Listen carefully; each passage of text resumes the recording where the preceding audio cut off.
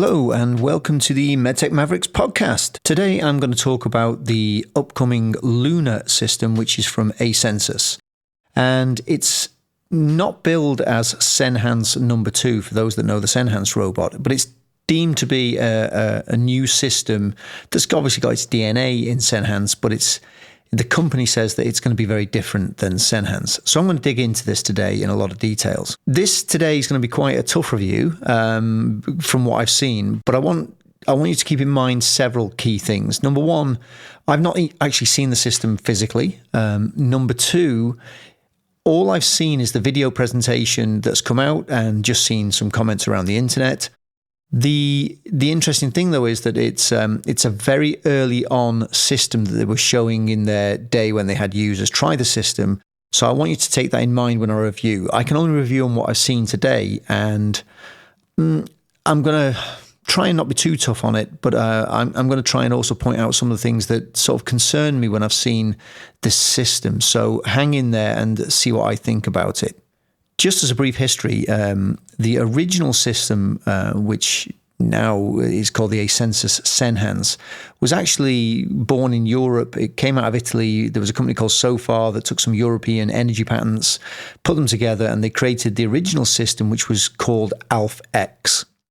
That system was spun out of Sofar and was bought by Transenterix in the US, and they changed the name in Transenterix. They changed the name of the ALF-X into Senhance, and they really worked hard on some of the imaging and the visualization smarts system on this.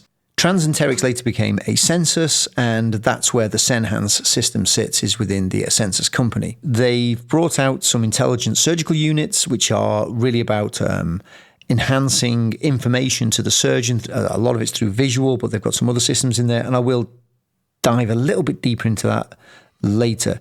But I just wanted to give you the history there on that. The reason why I want to talk about the Senhance product first is because that was their first generation, and I want to give big kudos to Asensus and Senhance that they are originally the first and the original modular robot. Unfortunately for me, in terms of my opinion and a lot of feedback that I've seen from the field, and I think also Asensus has been smart enough to listen to that feedback. The Senhance was, first of all, it's quite an old system, but it's pretty massive. Anyone who has dealt with the Senhance system says that it's just got a huge footprint. So I know that Luna is working on reducing the footprint, which I think is a great move by Asensus. The other problem that I think that generally Senhance suffered with was it was an interesting paradigm that they tried to do. With what they were trying to do was digitize laparoscopy. So the controller was a laparoscopic controller. What do I mean by that? It basically tried to mimic two laparoscopic instruments, and if you moved your hand up, the instrument tip went down, and if you went your hand down or left or right, it would go the opposite direction.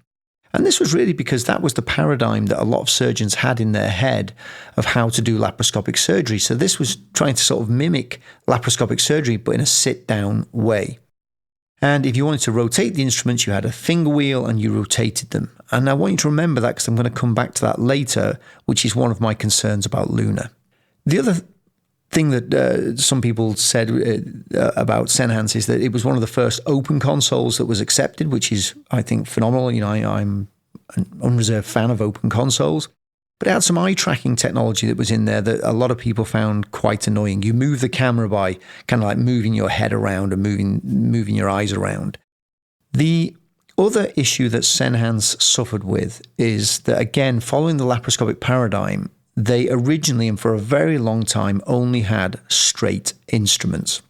That is a problem in robotics. In robotics, you're buying really good stable 3D vision and you're buying endoscopic wrists. And I want to say wrists and not articulation, because Senhance came later on with articulated instruments.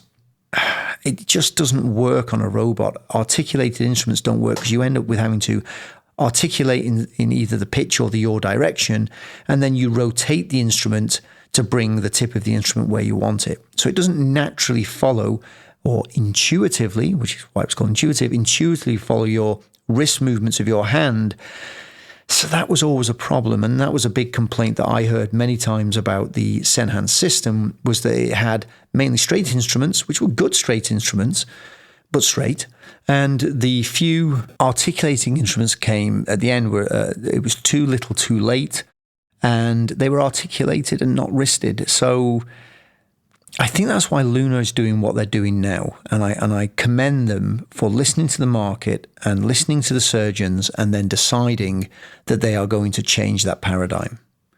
Another interesting thing about Senhance was that you had 5mm instruments and even 3mm pediatric instruments.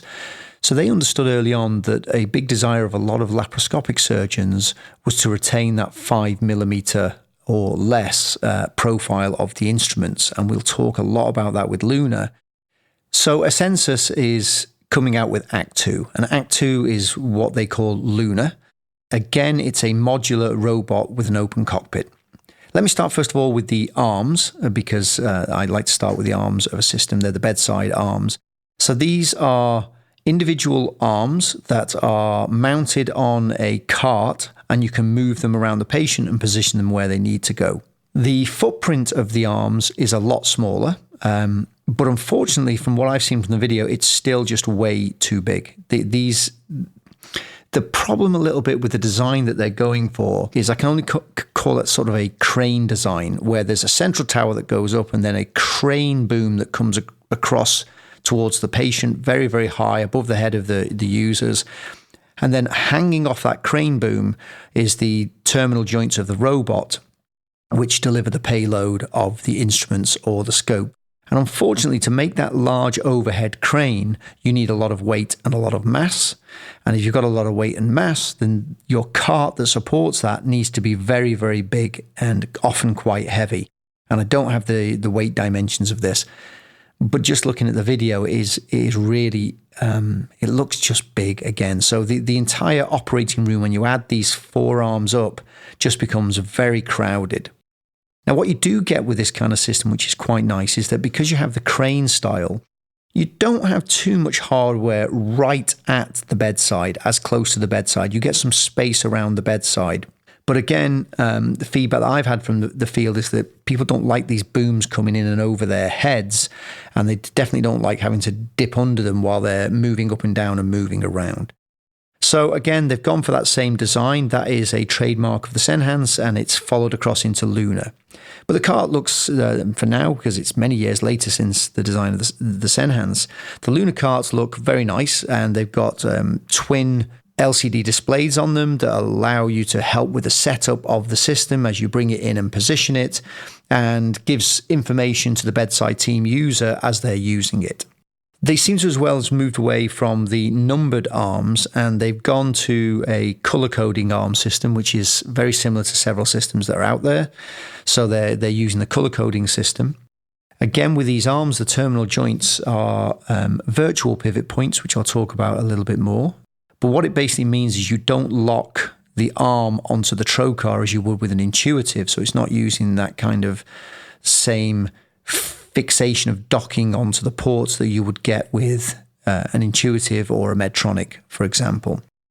And the pivot point, instead of being set by a remote center or a physical location, is set by software within the arms. And the team at Asensus talk a lot about that in their video, which I'll come back to in a minute. So if you look at the end of the arms, you basically have an instrument drive pack, and from what I could see, there are 4 interfaces, so you can get 4 different drives of the instrument, which will allow it in the future to do things like stapling, which the company talks about in their video.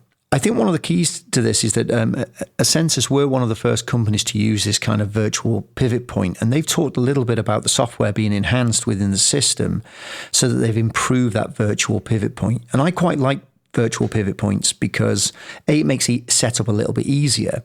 But what it also means is that you should be monitoring through the sensors within the robot just how much force and lateral loads you're putting onto those trocars as you put the instruments through them. And therefore, theoretically, you can reduce the amount of lateral and force applied to the trocar. So therefore, you can reduce the amount of load that's pushed into the abdominal wall of the patient.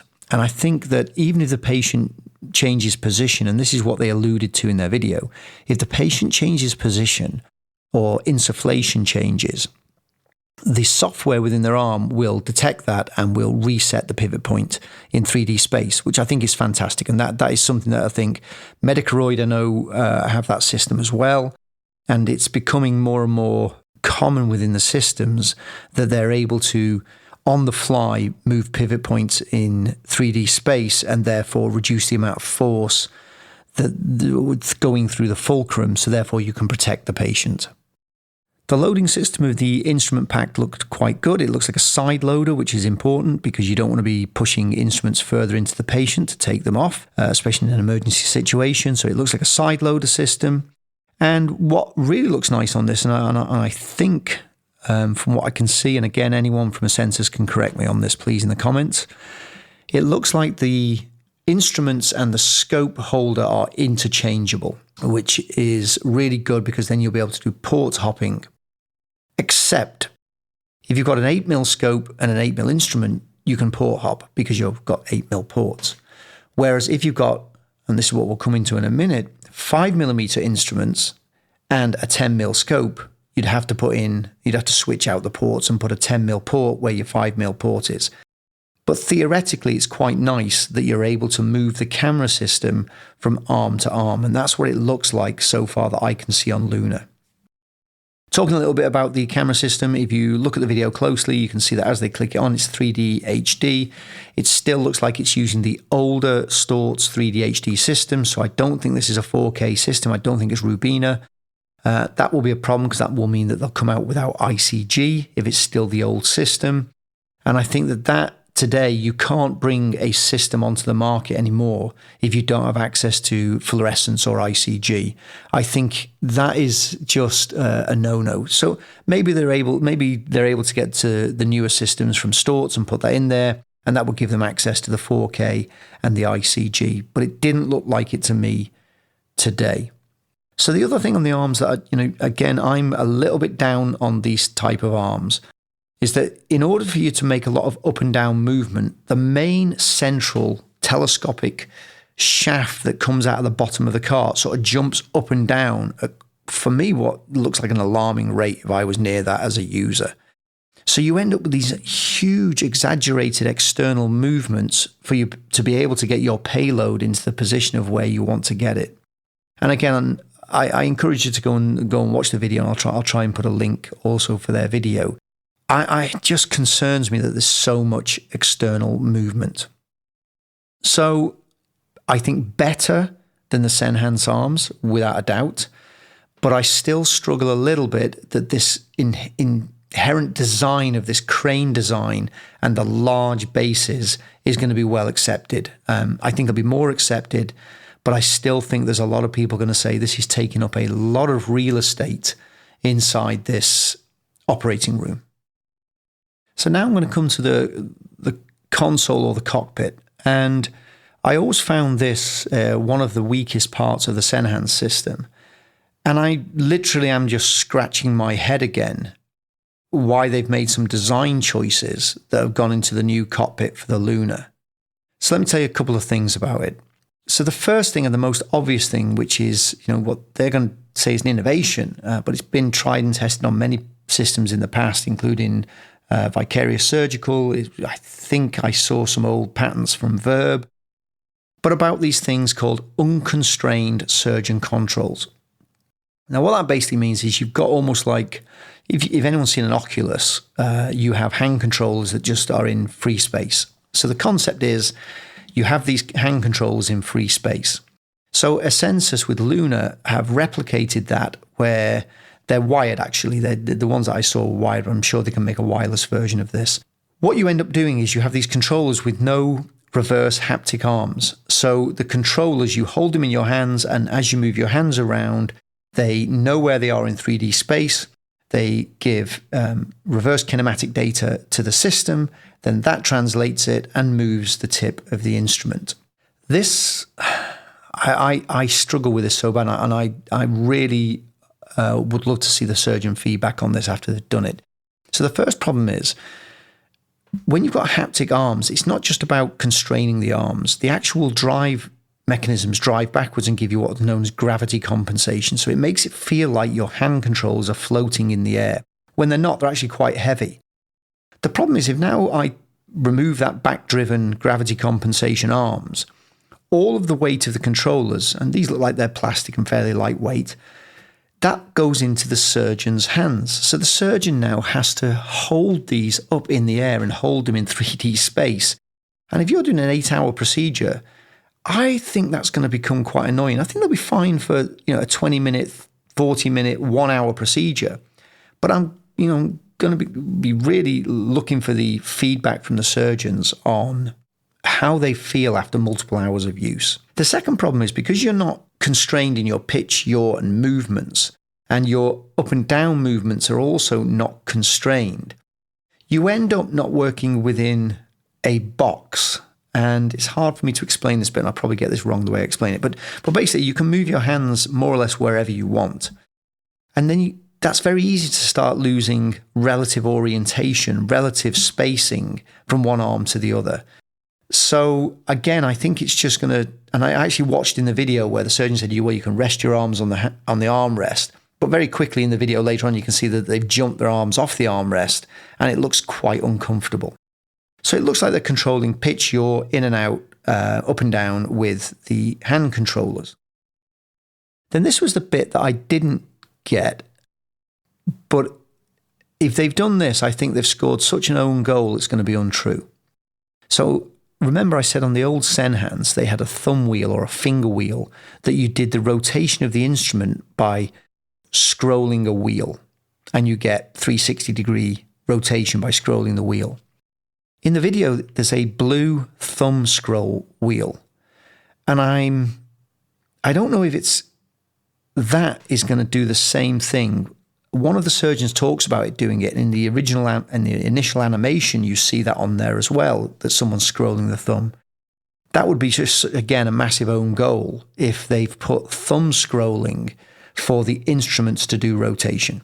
I think I'm really happy to be proven wrong, but that just, again, removes the inherentness of what you're trying to do with a robot, which is allowing your wrist roll to be the key thing of roll, so that when you're doing suturing and when you're passing those very complex 3-dimensional movements in space. So maybe I'm wrong, and please, again, Asensus, please write in the comments and correct me if I'm wrong. You may be able to actually do some rotational movement by just moving the actual controllers in space through rotation, which would be great because that then means you can get your suturing maneuvers done properly. But if you have to make a reliance upon pitch your movements in and out with your hands, but then rotation with your thumbs, you would end up with such a compound set of movements that would just be basically very, very distracting in my mind for you to be able to use that. It might take some time to get used to it, and maybe people will like it. But I'd love to know whether that's going to happen or not. It looked like it, so I'm a bit concerned at that. The rest of the console, they have foot pedals again, which is, pretty standard. And it looks like those foot pedals, are the same sort of things, which is clutch and electrosurgery pedals, which is pretty standard. Then they have 2 screens on the console.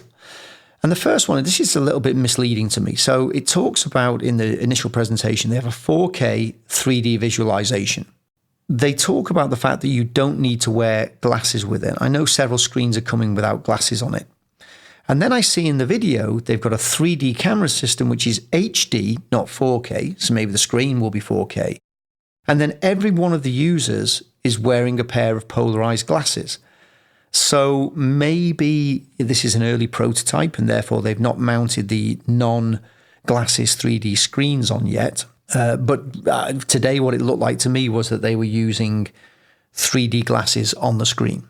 I am concerned about some of these new visualization technologies coming because the non-glasses 3D screens that I've seen in the past are great if you're sat in the perfect position right in front of it, but should you veer off left or right or up or down, you really lose that polarization system of the screens and you end up with a really strange 3D effect. So again, I love the fact that Asensus is really trying to pioneer some stuff here. The unconstrained controllers, no glasses 3D screen. I think these are great but it might be too early to bring them out into the mainstream today. And I think, as you've already had a poorer take-up of Senhance maybe than they would have liked, I don't know if that's a smart R&D move, is to put even more risk into this by having a pretty out there controller system, a pretty out there cockpit that really could get poor surgeon feedback, because you can't have a second start with this. If Luna doesn't make it again, I would be very concerned for Asensus as a company. The next thing they've got on there, and again, this is where it just makes no sense to me. They have an accessible touchscreen user interface, which I think is great. I think it's great to have touchscreens. You can move hand to left controllers, assign instruments, change things in the power settings. There's all kinds of things you can do with a touchscreen. If you've got back-driven haptic controllers that float. So here's the problem. If you've got these untethered, unconstrained controllers in your hand, and now I have to go to the touchscreen, I guess you can clutch it, go over and poke your finger out, but now you're sort of touching the touch screen while you've got a big controller in your hand. And I think that's just going to be awkward and get in the way. Also, the second way is what you do is you clutch, you put the controller back onto the little controller stand, the little hook that they sit on, do whatever you want to do on the touch screen pretty quick, go back, pick your controller up, and then unclutch. That's just a pretty ugly way of dealing with a touchscreen. You've got to be one or the other, right? You're either going to have a touchscreen and therefore you can let go of the controllers and the reverse haptic arms, keep them floating in space, or you don't have a touchscreen so that you can have unconstrained controllers.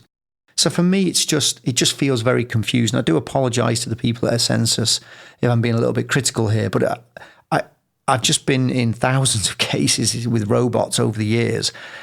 And this just seems like trouble brewing in the cockpit.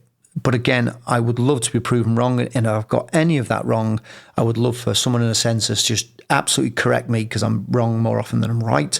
So please correct me in the comments. That's all I can say from seeing it originally, the console.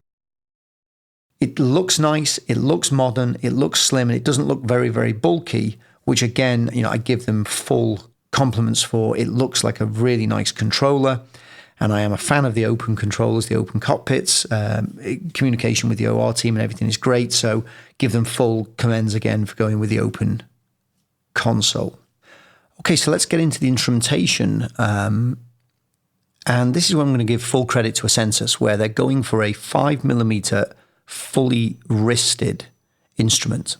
If they've got a true 5mm shaft diameter, they'll be the first, because other companies are out there that have instruments that pass through 5mm ports, but only selective ones. What I saw on the video was that these instruments pass through a range of ports, including the 5mm XLs. I saw them going through the applied ports, which means that it looks like they genuinely have got a 5mm diameter instrument, which I think would be great. And they have a small wrist on there as well, which would be fantastic. And this would really be a bit of a breakthrough. They're right in what they say on the video, which is 5mm incisions in laparoscopy have been one of the things that have been really important for laparoscopists over the years. So if they're able to replicate that and bring back 5mm instrumentation for the instruments, I think that would be really, really good, and still give them the wrist. The fear that's going to be in there for everybody is, are they long enough? Are they strong enough? Are they able to take the loads that are needed? And again, I think that you'll get that from the users as it's done, but they look pretty robust in terms of the video. So one of the things that they talk about is that in the video is you can get away from 8mm, 10mm and 12mm ports. Well, first of all, the scope is going to go through a 10-12 ports, so you're not going to get rid of that one. But that's fine. That's the umbilical port in most cases. If you're going to use a stapler or you're going to use some other adjunct technology, you're going to need up to 10, 12mm ports. So I think what they're trying to say in that is that for the instrumentation, you can use 5mm ports for the majority of cases, which I think is great. And that is really good for the patients, because you end up putting smaller holes in the patient, which is really, really good. On the instrumentation, it looks like they've got monopolar, bipolar, and standard instruments. The one thing that I think will be interesting to find out, as you get to smaller instruments, the cleaning of the debris out of them gets harder and harder, because you've got up inside the shaft, you've got cables, you've got wires for the electrosurgery, you've got flushing ports, you've got the insulation on the outside. So there's an entire raft of things that go up the inside of those instruments that you know, it's just slightly less in normal laparoscopic instruments. And the problem is you can't disassemble these instruments in the same way, because you can't take the tips off because of the wiring that goes inside the cabling that makes the movement of the wrist. So I think it could be challenging for them to get cleaning in there. So again, I don't know how many lives they'll get with the cleaning before it becomes a problem. Plus, as you go down to smaller instruments, the robustness of cables and the different pulleys on them and the different crimps, as you go smaller and smaller, everything gets more and more fragile. So again, it'll be very interesting to understand what they come out with, and when they've done their testing, how many lives they think they'll be able to get per instrument. One really nice feature I saw on their instrument was that one of the banes of a lot of people when you're using energy instruments is that your cable from the generator plugs onto the side of the instrument, and in certain orientations, that cable with this post that clicks onto the instrument can sort of jab into the patient, and it can become a bit of a pain. What it looks like they've got on there is a ring system that turns with the instrument. And what that means is that if you turn the instrument, the post can always be moved out of the way. If they've done that, that's a really nice feature as well. And again, I'm just got to guess a lot of this from what I can see from the videos. The final part of their system is the Intelligent Surgical Unit, or the ISU, that they have. And I think that that's quite interesting. This is their system that they've already shown some parts on Senhance. And this is where it gives intraoperative guidance and help and intelligence to the user as they're operating, either through visual cues, but it's also connected to the robot. So therefore, it will be looking at things like maybe forces or helping them to create no-fly zones. They didn't say much about it, but I do think that this is where Asensus has been really good as a company so far. So I think this is going to be quite an intelligent part of their system. And this could be the thing that sets Luna apart from a lot of the other systems, is having this intraoperative digital toolkit for them in sort of like real time to really assist and help the surgeon. It's where a lot of people are going, but it looks like they've got it now today, which would be really interesting. So I don't want to put it into context that the information I've got on this, a lot of it comes from their lab video and just, you know, giving my expert eye on what I see in their lab video. So you have to really understand this is a very early prototype, so I commend them for putting that out there. But there was a couple of things that I could see in there that just made me concerned. And one was around the unconstrained controllers. I just have concerns about that, and the thumb wheel, as I said earlier. And again, one of the problems that you've got with these large lifter mechanisms that are going up and down, if you look closely at the video, you can see there's a lot of judder on the instruments, and that can come for a few reasons. One is when you don't lock your instrument, or you don't lock your robot arm to the trocar, you basically have an interaction between the instrument outer surface and the valves inside the instrument. And in fact, you can see one of the bedside unit, one of the bedside assistants. And what they're doing is they're having to hold the port steady as the instrument goes in and out. And again, these things can be fixed in software, but it was very interesting for me to note that there was a lot of vibrational movement at the ends of the tip. So there was a lot of, it wasn't as rock solid as I think it'll come when it actually comes out as a full system. But that is one of the problems of going through ports without locking onto your port. You don't have that relationship between the instrument and the port being locked together.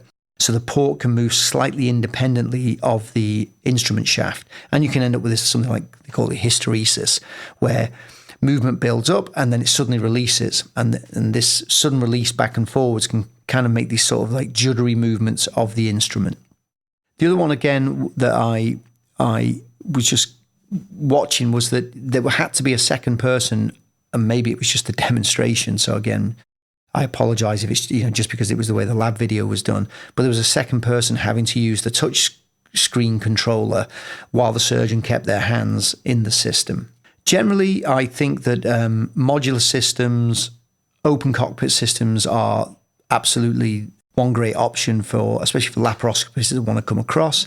It feels to me again that they're appealing to the laparoscopic community with the 5mm instruments. That is definitely a scream out to some of the laparoscopic community to come across with them. I think the addition of 5mm instruments with true wristed, I think that that's great. And I think, really commend Asensus for doing that and trying to get that into a 5mm package. The rest of the world is going to 8mm. And to be honest, I don't hear too many complaints about 8mm. But if you can reduce the size of the hole in the patient, it has to be better. And when you're looking for a marketing angle as a company, then if that's one of the angles you want to go for, then I think that's a very commendable angle to go for, because it really does hit and affect the patient, which is great. So in general, I think that this is I think it's got the core DNA of what the Senhance was.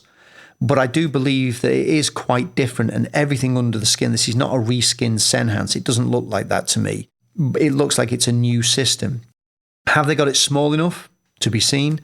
The Cockpit, again, big commendation out to Asensus for pushing the boundaries on that, but I hope that doesn't come to bite them.